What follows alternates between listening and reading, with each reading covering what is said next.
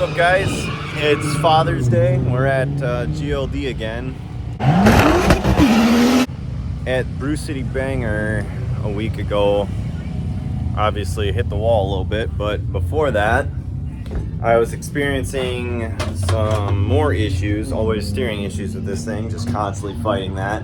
I had a couple runs where it felt like my power steering was dying. Now on this car I have an MR2 pump, which is electro-hydraulic actually, so it still uses the hydraulic fluid and the regular power steering system on the rack. However, it's driven by what basically looks like a huge starter motor attached to like a smaller Toyota power steering pump. Basically, I got this pump used when I first started my swap, and it was like completely seized up.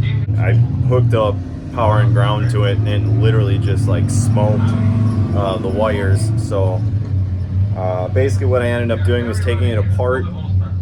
The bearings were stuck. It looked like it had some water and some rust in there, so I cleaned everything up, threw it back together, and it worked. And sure enough, I mean, it worked, meaning it ran the pump and I had power steering pressure, but it always felt kind of weak. And I thought that was, from what I've heard from people and from what I've read, that was an inherent thing with the MR2 or any real electro-hydraulic power steering system. So I think this pump was just weak. So I ended up getting one from a friend, and I threw a new MR2 pump in here.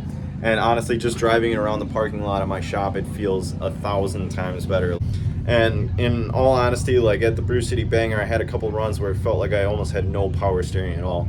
So what I think has been happening basically the whole time I've had this car, when it was over centering, when the angle kit was over centering and everything, I think it was just putting way too much strain on a tired old pump for it to handle for this long. So I'm not saying that it ever worked the best, but I definitely think that the issues that I've had with the angle kit have contributed to killing the pump. So I'm gonna try not to kill this one, but we're gonna see how well this thing drives now. Now, if I take it out and I don't experience any of the weird over centering, and now I put that in quotations because I'm not sure that that's exactly what it was doing anymore. And so if it turns out that I'm not having the same steering issues that I was before, then I don't know, hopefully I can start adding a little bit of angle back in this thing. I actually brought my shorter rack spaces with me too, so that I'm able to test out to make sure if this works good, I can start throwing angle back in the car and make sure that it's not something mechanical, that it's actually the power steering pump. So we're gonna try that out. I'm gonna put the camera in the car, hopefully bring you guys along.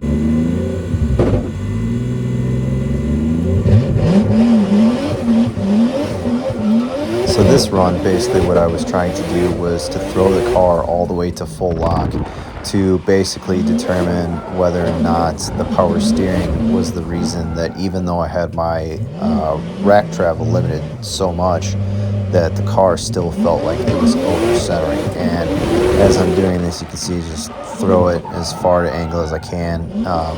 It didn't feel like it was mechanically binding or anything the way it was doing before. So this basically leads me to believe that some of my issues were caused by the power steering, so hopefully I can start dialing some angle in now.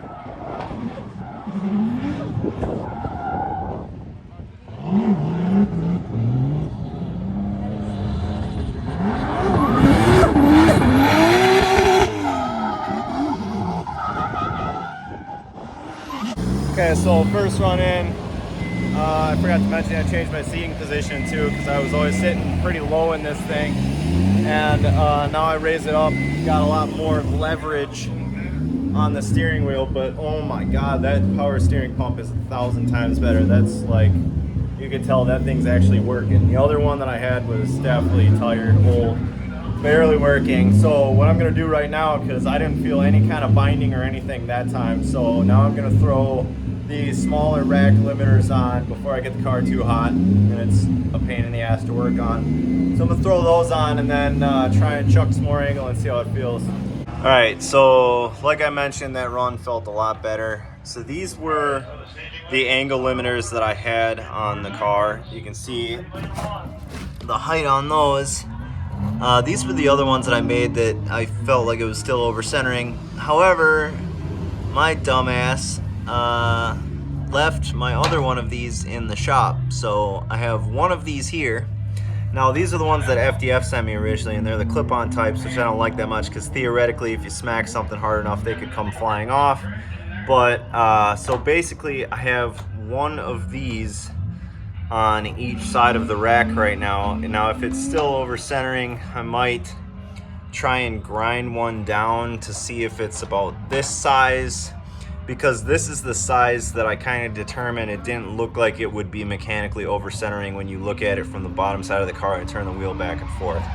So I'm hoping, now that the power steering is right, that it wasn't actually over centering and that this will be enough limitation for the rack. And I actually have a steel machine collar on the rack itself that I can show you, because originally the ones that I made of these were just plastic and they were deforming against the Heim joint pickup for the inner tie rod. So yeah, so if you look right here, I have this machine collar that I found at Fleet Farm, and then just one of these in here for now. So we'll see if it still over centers, but you can see I need this because these are basically sharp tabs on here where the Heim joint pickup is. So that prevents these from basically getting worn down by that sharper metal edge. So we're gonna give this a go and see if it's still over centering.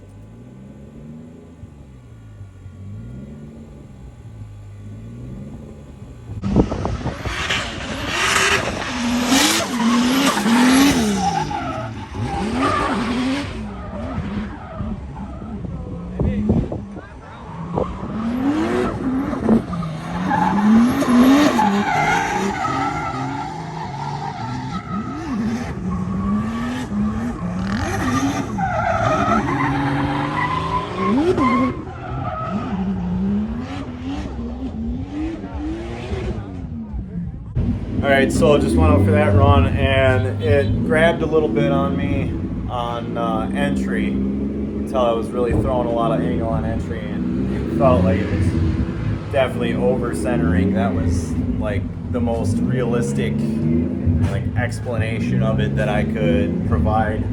But other than that, I mean, I was trying to throw a bunch of angle in a bunch of like different spots on the track and everything, and it didn't feel like it was trying to rip the wheel out of my hands anymore. So honestly, even if I left it at this angle, it would be so much more fucking drivable than it has been basically the entire time that I've had it going.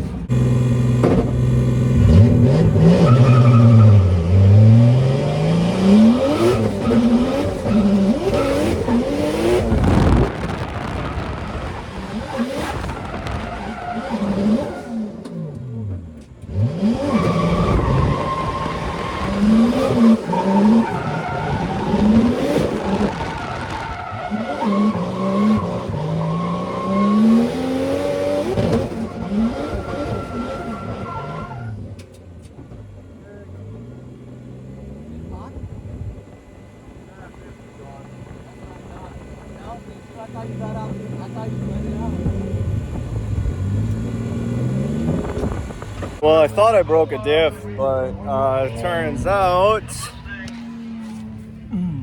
yeah, that's axle grease everywhere. Well, that's the first axle I've broken, so can't be too mad at it. I have spares, so I'm gonna throw that in, and hopefully it'll be all right. Diff felt like it had some play in it. I hope it wasn't the diff though. I hope it was just that axle. So time to jack it up, change it, keep shredding. So also on that run, I don't know if you could see in the video, but understeering like crazy, mostly because it was over centering. That one had actually like grabbed the wheel and stuck on entry. So I'm gonna put those extra clip-on rack limiters in there for the time being. But I think once I get back to my shop, I'm gonna go back to these smaller ones since I left the one over there. Obviously I'm gonna have to do a bunch more testing anyways before the 50K. FTF is actually sending me the rack relocation kit for this car that they just developed. Hopefully mitigate some of the over-centering issues that I've had. So let's swap this axle. All right, axle's changed. I put the extra rack limiters in there. Should have less angle again, but hopefully not over-centering.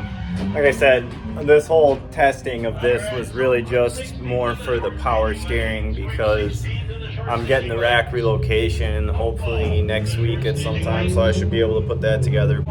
So today, I mean, it was just kind of testing out to see if the power steering helped with any of that. And I honestly think it has a lot. I think a lot of the issues that I was having were power steering related. However, it's definitely like, you know, still I have to limit the angle a lot to avoid over centering. Obviously, it's having a weak power steering system has amplified all those things. So hopefully now, once I get this rack relocation, we can dial some angle back into this thing. Now the power steering feels good, and I am hoping and praying that I don't have any more issues, because it's been a long time trying to get comfortable with this car and I'm still not 100% there, and most of it is having to do with the front end. Everything else on the car I feel like I'm pretty well versed in now, but definitely changing the seating position helped a lot. That's huge. The pump, big improvement. So as soon as we get that rack relocation in, I'm going to be really excited to see how everything feels. So let's do some more laps.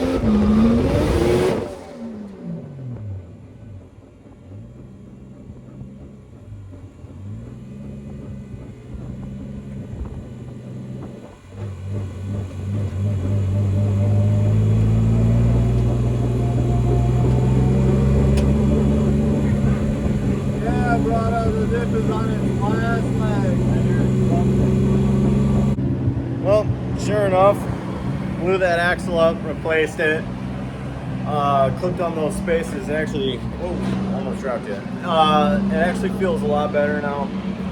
A little bit more angle than I had before, but it's limited to a point where it's not over centering.